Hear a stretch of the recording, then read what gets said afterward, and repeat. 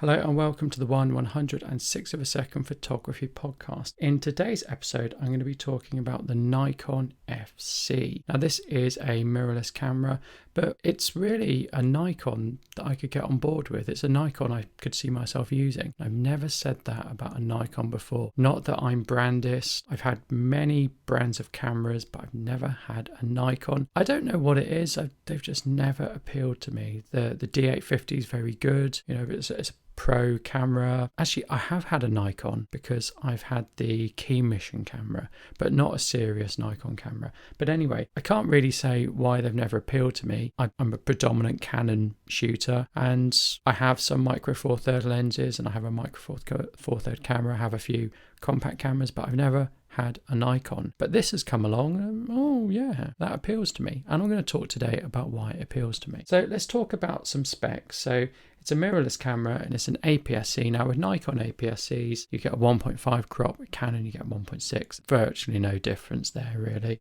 So it's just a nice mirrorless camera. But I think really what sets it apart is it's got all the controls on the outside. It looks very much like a Fuji camera. It's an interchangeable lens camera, but you get all your dials. You get an ISO dial, you get a shutter speed dial, you get an aperture dial. It even has a little LCD that shows you what aperture you're on. So it looks very retro styled. It has all the dials on the outside. It's very much like Fuji cameras, very much looks like the X100 series of cameras from Fuji. So it looks good, and it's about £900, and other stats are it's got 11 frames per second, it shoots RAW. In terms of shutter speed, it goes from 1/4000th of a second all the way up to 30 seconds, pretty standard.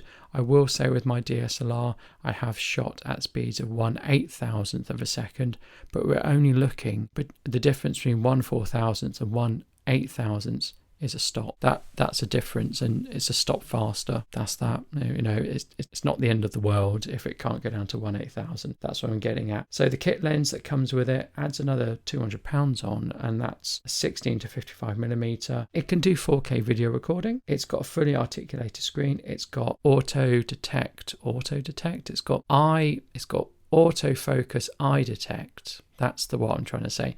And it also works with animal. So the autofocus works with animal. Don't have any animals. I don't do any animal shooting, so I'm okay there. And such a mouthful. And the eye auto detect also works in video. It's like a limerick, that. It's like a tongue twister. So I'm trying to say that. Has a mic input jack, but it doesn't have a headphone jack. And that's it. But it's, like I say, it's the only Nikon I've looked at and thought, oh, that looks quite good. Oh, I'm quite interested in that. And really, I'm interested in it because it's small, it's light, and it's got the dials on the outside. That's what appeals to me, the retro look and the dials on the outside. It's a perfectly serviceable camera. Thinking about it, you know, I've got Canon lenses, so I'd have to go and buy new lenses. It can take the Nikon full frame or the Nikon DX, which is the same as the EFS S lenses you get with APS-C Canon DSLRs. So yeah, I'd have to go and buy new lenses to use it properly. But I do wonder, am I better off getting the Canon EOS RP or maybe a Canon EOS R?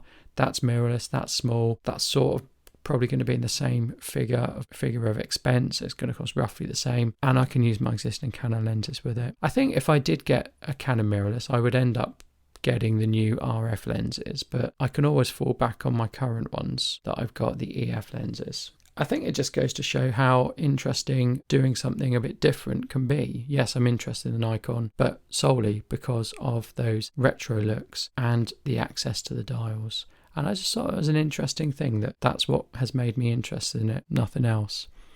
Anyway, there's another Sony Z camera coming out soon, so I'm going to give my thoughts on that in a coming episode. Don't forget to check out the YouTube channel where my episodes are going to feature more prominently, and don't forget to like, comment, give me your thoughts, stay safe, all that other stuff that I say at the end of the show. Thank you. Goodbye.